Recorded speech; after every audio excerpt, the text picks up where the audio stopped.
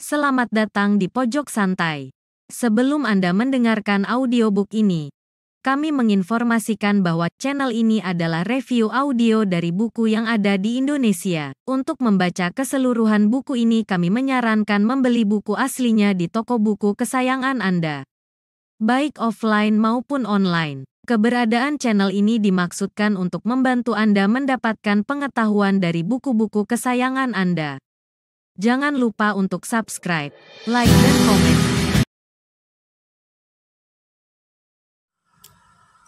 Selamat datang di Pojok Santai, channel khusus yang membahas komik dan novel dengan cara asik. Pertolongan tak kasat mata kepada Suto membuat kedua anak buah Kombang Hitam melarikan diri. Itu artinya Kombang Hitam hanya sendiri di sana. Bisakah Kombang Hitam menghadapi serangan tak kasat mata seorang diri? Yuk langsung saja simak video kali ini.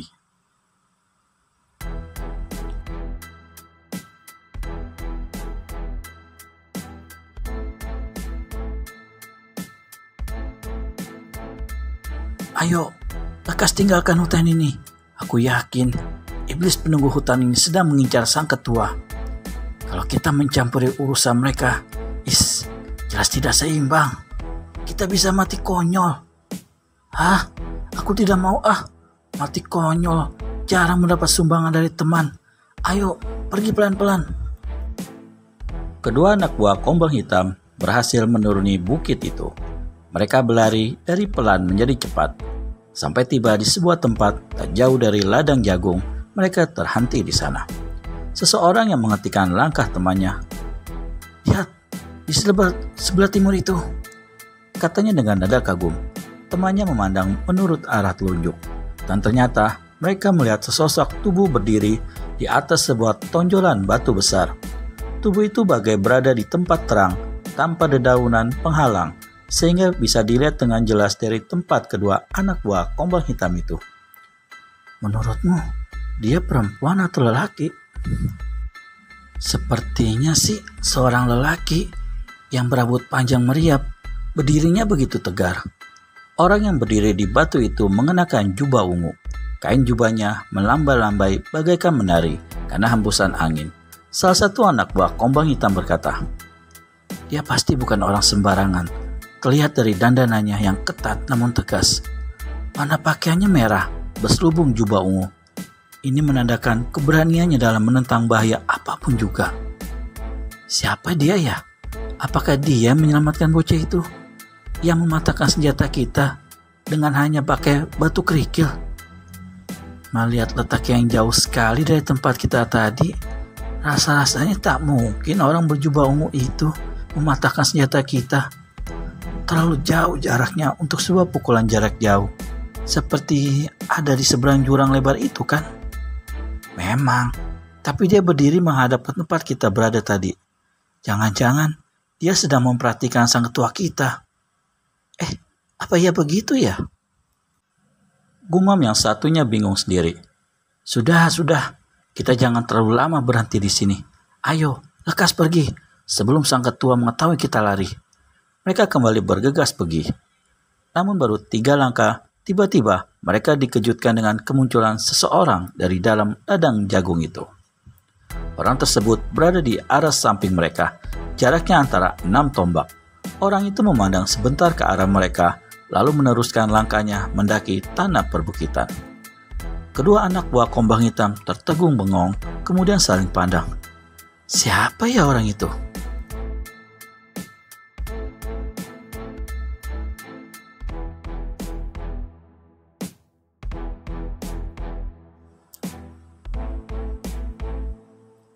Entahlah, dia acuh tak acuh pada kita. Memang, dia tidak mempedulikan kita. Tapi, tidakkah kau sadari pakaiannya? Oh iya, orang itu terkejut. Dia memakai pakaian serba merah dan berjubah ungu. Rambutnya panjang meriap.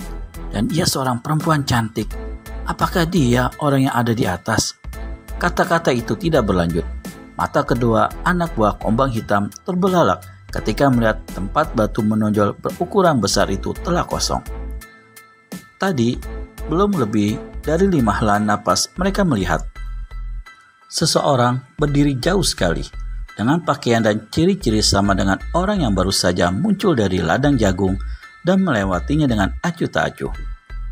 Apakah orang yang baru saja lewat itu adalah orang yang ada di atas batu sana?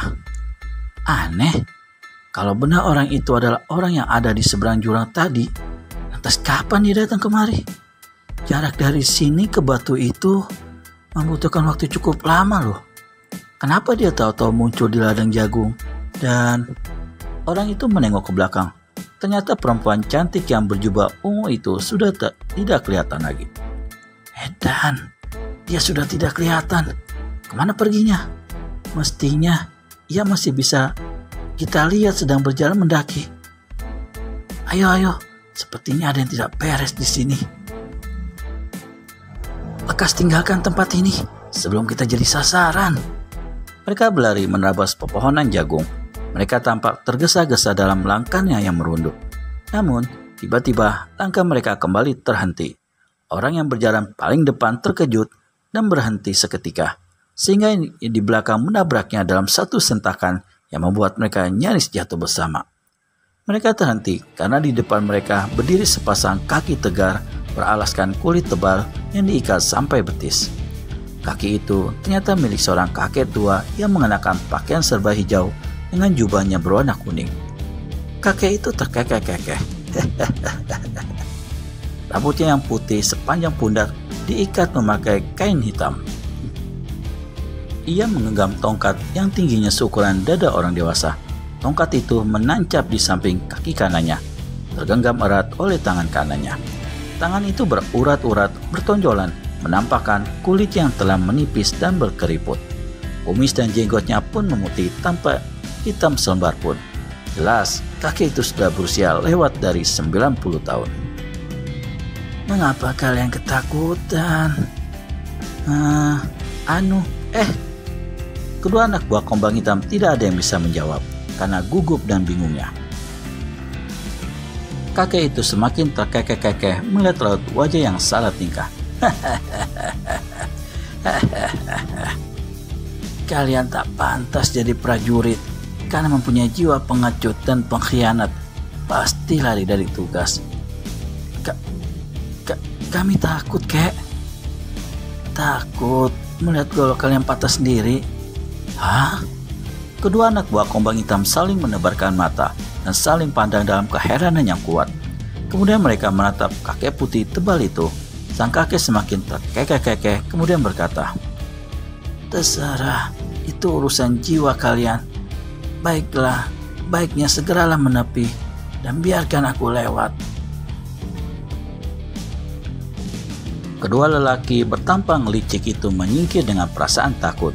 Kakek berjubah kuning melangkah melintasi mereka. Tiba-tiba, tubuh mereka rubuh membuat batang-batang pohon jagung rusak. Ditimpa tubuh mereka berdua. Kenapa kamu mendorongku? Sentak yang belakang. Enak aja, mendorong bagaimana? Tubuhku sendiri ada yang mendorongnya dengan kuat sekali. Oh, kalau begitu, angin dari kibasan jubah kakek itu telah mengeluarkan suatu tenaga yang mampu mendorong tubuhmu. Masa sekeras itu? Seperti didorong seekor kerbau rasanya. Wah. Yang satu galeng-galeng kepala. Pasti kakek itu punya kekuatan tenaga dalam yang cukup sempurna. Bahkan menurutku sangat tinggi sekali.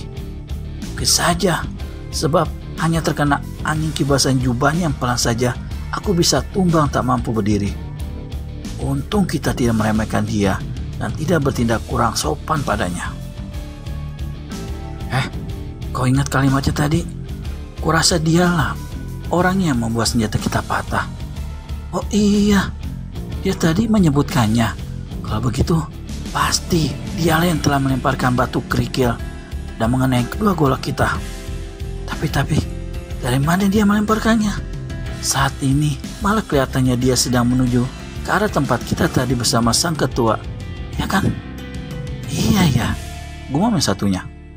Dari mana dia bisa tahu kalau kita habis kehilangan senjata karena patah? Jika memang bukan dia pelakunya. Sudahlah, lupakan tentang itu. Ayo kita teruskan pelarian kita. peduli amat penilaian kakek tadi terhadap jiwa kita. Mau dibilang pengecut atau pengkhianat, biar sajalah. Baru saja mereka mau melangkah, salah seorang menahan tangan tengahnya sambil berkata dengan tegang, "Tunggu, coba perhatikan, apa yang berasap itu?" Mereka memandang ke tanah ladang. "Astaga, bekas telapak kaki kakek itu berasap," kata yang satunya dengan kagum sekali. "Benar," gumam yang lainnya. Siapakah kakek itu yang bekas telapak kakinya menimbulkan berasap? Temukan jawabannya di video selanjutnya hanya di channel Pojok Santai. Segera subscribe dan tekan tombol lonceng untuk mendapat notifikasi video terbaru dari kami. Terima kasih dan sampai bertemu kembali.